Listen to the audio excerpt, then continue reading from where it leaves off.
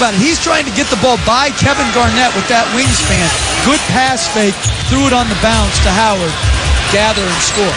11 points for Howard. He only had 13 total in game one. Carter draws the contact. Shot won't go. And Perkins, who just came in, quickly picks up his third foul. And we'll have a timeout as Vince Carter will shoot free throws. Frustration for Kendrick Perkins. Second quarter of game two. Boston by 3.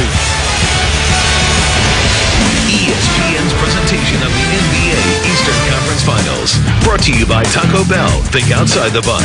And Warner Brothers Pictures, Splice. In theaters everywhere, June 4th.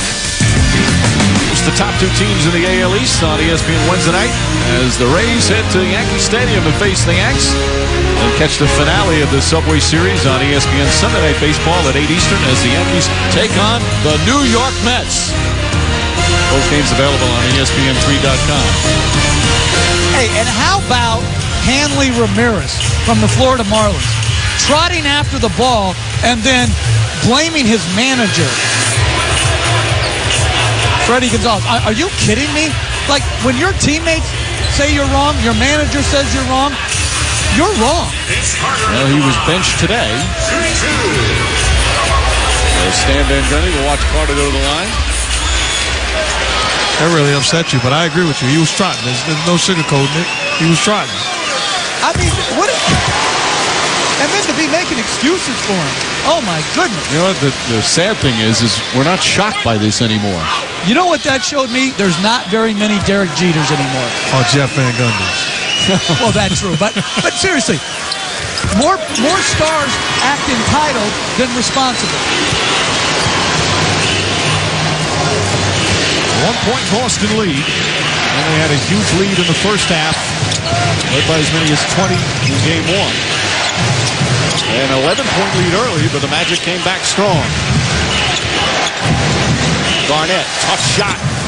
Good defense from Howard. Kevin Garnett 0 for 4 from the field. Davis is now on Howard. We've got 18 fouls to give between Perkins, Davis, as Howard throws it up at the basket. Jeff, what's the difference in Howard? Is it just activity and effort, or is he doing things differently? Well, I think a lot of it is offensive energy. So when he screens, he's rolling harder, means he gets deeper. 2, he's posting a little deeper. There, good face-up, used his quickness. And I think Glenn Davis, you've got to give him a little space on that face-up and encourage him to shoot that jump shot. Davis has 3. Perkins has 3. Rasheed Wallace, who's going to come in, he has 2. So they already have picked up 8 fouls between the 3 of them. Howard's done an excellent job. And Sheldon Williams is not active today, their 5th big man, because of back spasms. So you wouldn't think that would usually come into play, but when they're trying to take fouls on Dwight Howard, it may well.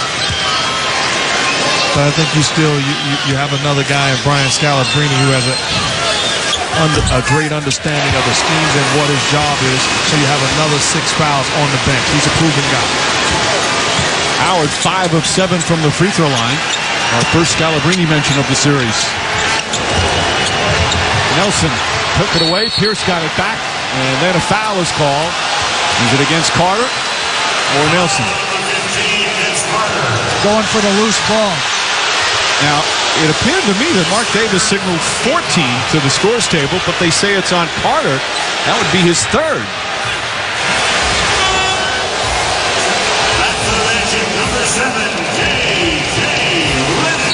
So they didn't call a foul there. To me, that's not a foul. That's just a loose ball and guys going after it. It's a technical foul call on Carter. Now, again, Mark Davis signaled to the scores table 1-4. But they put it on Vince Carter, which is his 3rd. It would have been only Nelson's 2nd. You know what bothers me, though, is when there's a bad call, and those happen, but then to tee the guy up for a bad call. You're looking over at the replay. Oh, come on. You can't tee a guy up for that. That's just bad officiating right there by Bill Kennedy. It's not about you, and it's not about your emotion. It's about a big-time player as Ray Allen hits a wide-open three. It's about the players, and they're going to have a natural, normal reaction. Redick on the pull-up. In and out. Lewis, the rebound. Back up, blocked by Garnett. Here come the Celtics. Rondo, little fake, kicks it back out. Pierce for three. Short. Garnett with another rebound. Pierce will try again. Off again. The more I was thinking about it, I don't have a problem with the technical foul for Vince Carter. The reaction, obviously, if he did the same thing on the floor, he would have got a technical. So he goes, takes a look at the replay, has that reaction at half court. I don't have a problem with it. Pierce gets inside, hammered by Howard, and they call a flagrant foul on Howard as Pierce is shaken up on the play. So it'll be 2 shots and possession. Pierce gets up like he wanted to go with Howard, and then they push him away.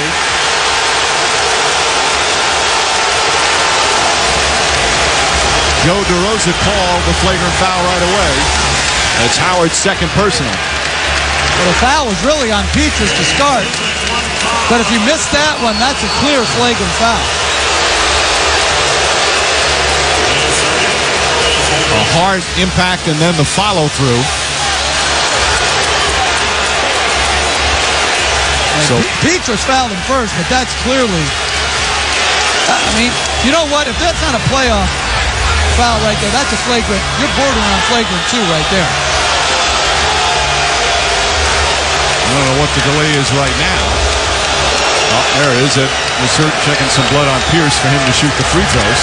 But I like what the Celtic players did. They surrounded Pierce, and then Doc Rivers came on the floor and also grabbed him. You don't want to lose Paul Pierce for any time in this series. Now Pierce will shoot with 2 free throws, then the Celtics will get out of bounds. They get possession again. We're all tied up with 4:16 remaining. It's been a physical game too. That delights the crowd.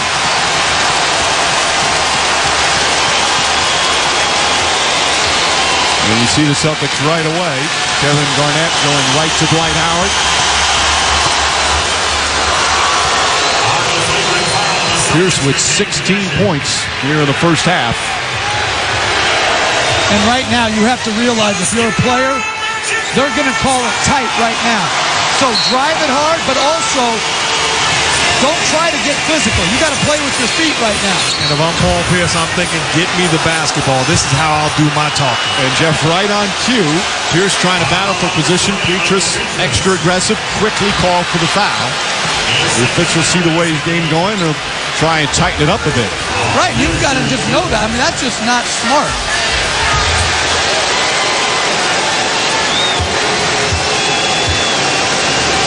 This will be the 13th and 14th free throw for Boston. The Magic have taken 17. A lot of fouls here in this first half as we'll have a timeout. Well, this is good. Going right back to Pierce. You know, normally that may not be anything initially, but right after the flagrant foul, that's always going to be called. 4:12 remaining here in game 2. Eddie Lissert, the cut man, working this Magic courtside.